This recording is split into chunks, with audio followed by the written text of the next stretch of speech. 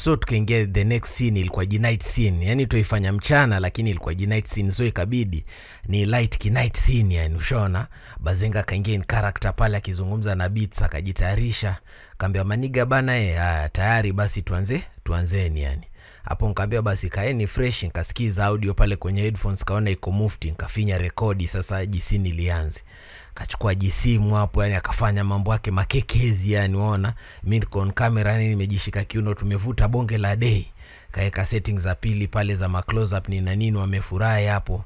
Kabidi tuendelee tena kuchukua take nyingine. Yani ushaona lazima hizi take usichukue nyingi ndo kamera zikae kibao, but we were doing a one camera shoot. Yani ushaona after hapo ikabidi night scene laenda fresh, wakina Marcus wako pale kageuza kamera, nikachukua nikasema wacha tunaendelea kwenye scene nyingine.